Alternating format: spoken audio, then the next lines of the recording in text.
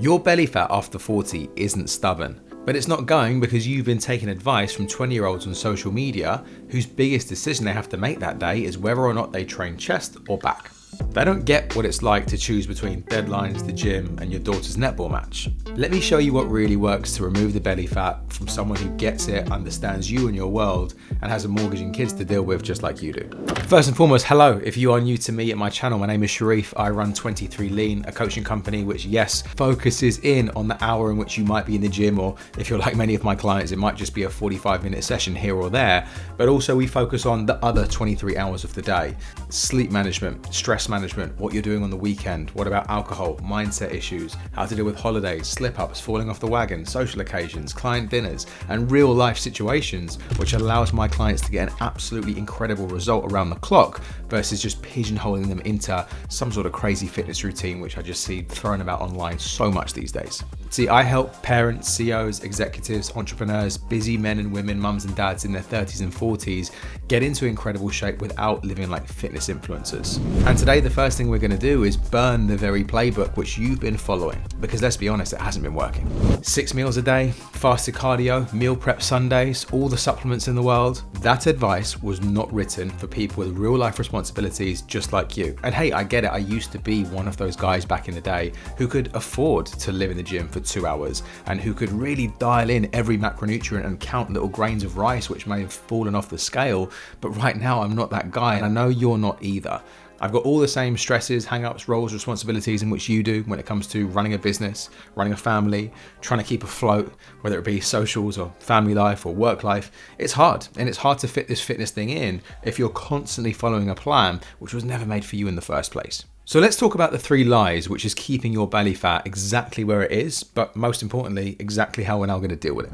Now, the first lie, as we get into nutrition, is the fact that you need perfect meals, special timing, and meal prep Sundays to really dial in your nutrition. And again, for a 20-year-old with no responsibilities and only them to look after, yeah, that can work because you've got all the time in the world. But guess what? On Sunday, you're at soft play. Then you're in Tesco trying to do the food shop for the entire week. Then you're coming back home trying to plan and organize for the entire week. Before you know it, it's 6 p.m. You have to make that roast dinner. And then Monday, you're flying out the door. You're grabbing a bit of toast and maybe some orange juice, and everything is completely unstructured and unplanned. From Wednesday onwards, we're hitting that Deliveroo button, and well, the weekend's the weekend. So that includes a bottle of wine and a takeaway. And before you know it, we're back on that guilt trip on Monday, really beating ourselves up at the fact that we didn't even meal prep on the Sunday. Same cycle, different week for years. And then you just feel bad that maybe this fitness stuff isn't really for you. Well, it's not in that paradigm, but guess what? We can still make it work. We just have to know what to do in a way which complements rather than complicates your already busy life. See, the mums and dads who I actually work with who manage to keep off the belly fat, they don't eat differently than their kids. They just structure it completely differently. So the first principle here is that protein anchors food. So let's say, for example, you or the partner is cooking a spaghetti bolognese. Well, instead of just the same amount of pasta as maybe the kids are getting, all we're going to do is pull that down by about half and increase the amount of meat on your plate. Now, not to bore you with why protein is so important, and if you don't know that it is, you're probably living under a rock by now, but essentially, you know all those drugs which people are on right now, the GLP-1s, the Mounjaro, the Ozempic, the way in which they work is they suppress appetite through a mechanism called GLP-1. Now, protein actually increases your GLP-1 receptors naturally. So if we have between 30 and 50 grams of protein in every single meal, or the equivalent to roughly a palm-sized portion, then you're going to know that essentially you're getting that amount of protein and you are sending signals to your body that typically say, hey, I'm full, I'm done. If we're able to control our appetite more effectively, you can be more consistent for longer, which always leads to better results without the crash. And the beautiful thing about this is it's not a diet, it's just eating the same foods with different ratios, which respect you and your fitness goals, but you're not that weirdo in the corner eating something different to their family. The kids are looking over like, what on earth is dad doing? And we can still get involved in what everyone else is doing. Safe to say as well, if we control the 2 other meals in which they're not really involved with, aka breakfast and lunch, then you can walk into dinner with a good calorie buffer of 800 to 1,000 calories to the ability to eat pretty much what is there in front of you, and knowing full well that you're still going to meet your caloric goals and indeed your macronutrient goals over the course of a 24-hour period. Principle number 2 when it comes to nutrition and my clients is that we don't obsess over MyFitnessPal and tracking every single thing to the gram if that's not your bag. And actually what you need to start doing is start recognizing and stop counting. And so with that, if again you're getting a palm size worth of protein on your plate, if a quarter of the plate is filled with either veggies or fruits, and if that last quarter has maybe some starchy carbohydrates there, well listen, you're doing better than so many other people who fill up on bread and crisps and pasta and just junk, because ultimately you are having a far more balanced meal and therefore your blood sugar level is going to be more stable. Again, it's going to yield more consistency with that. Protein super important for the reason I just spoke about, and you will find your body composition and indeed your belly fat improve and get better over time. Now, is this absolutely a perfect system? No, but it works really well, and neither you nor me are trying to step onto a bodybuilding stage anytime soon. And then principle number 3 is the fact you have to realize that you are not going to be perfect with your nutrition. Even if you followed a meal plan blindly and just literally ate that to the T, you know as well as I do, life is so good at throwing you random curveballs which you can't account for just yet. Well, the fact is, no one got in shape off one chicken salad and no one got out of shape from having one burger and fries. The reality is the way in which your body looks right now is a culmination of the standards, habits, routines, and decisions in which you've been making with your food and nutrition for X amount of time. So again, it's more about what we consistently do, not what we sometimes do, which is really going to move the needle in the direction either in which you want or indeed you don't want. So if we do have a slip up or some booze or a takeaway or an off-plan meal or a craving or whatever it may be, the fact of the matter is that rarely is the problem. It's what we do next that is. If we have the ability to get back on track faster, well then, hey, we're going to be good to go, because this whole game is about hitting more than you miss. And that's not something which that 20-year-old fitness influencer on social media is going to tell you is okay. They're going to scold you for not hitting your macros or not eating whole single ingredient, nutrient dense food for everything or bidding off alcohol, and they don't get it. And neither should you be listening to them because of that very reason. Okay, line number 2 when it comes to your training is that you need to be in there 6 days a week, 2 hours on end, and doing body part splits such as chest day, back day, leg day, arm day, shoulder day. That advice is for bodybuilders who want to really enhance every single minuscule muscle and detail and really get the best out of their training, because that's the only thing which they have to manage. You and me know full well that you're lucky to get in a couple of half an hour to 45-minute gym sessions, maybe 2 to 4 times a week. But what if I was to tell you that that's genuinely all you need to create an amazing result when it comes to your progress if you know what you're doing? Now, not to go into too much detail right now, but I highly recommend that you either train full body with big compound movements, which are going to give you the biggest bang for your buck. I'm talking chin-ups, dips, squats, or some squat sort of pattern, presses, rows, that sort of stuff. And if we train the muscle group more than once per week, rather than just thrashing it and then leaving it, you're going to have a stimulus multiple times across the week, and therefore your body is going to be in a constant state of adapt and change, and you're really going to start to notice some results.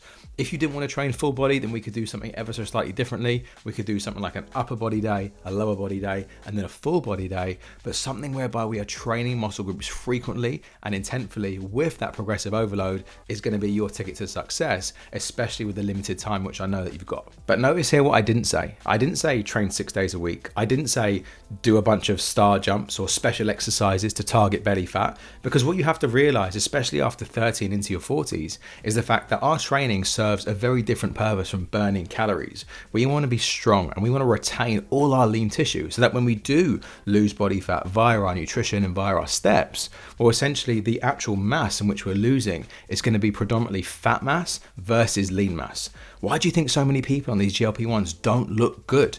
It's because they're hemorrhaging their lean tissue. They're not eating enough protein, they're not training properly, and they're not training with intent if they are training, and therefore they just look like a smaller, skinnier version of their original self, rather than nice, toned, and lean as they probably had in their mind. And then the last reason why your belly fat is probably still sticking around is the fact that you keep on telling yourself stories about how that right now isn't the right time to get the job done. We've got work pressures and deadlines, and there's holiday coming up, and then I got the kids, and then it's going to be half term, and then Easter, and then there's 101 different reasons about why we can't get the job done. But the reality is you either insert these habits into the chaos of your already busy life, or you keep trying to perfect yourself into a plan which is just pure procrastination, realizing that you're never actually going to get going if you don't get going. And we can move the needle very, very slowly, but it does have to be an impactful one. So we could focus on sleep first and foremost, so you're making higher quality decisions in the morning. We could focus on hydration if you're chronically dehydrated. We could just focus on protein in most meals. We could focus on getting you to the gym a couple times per week, or maybe even just increasing your step count.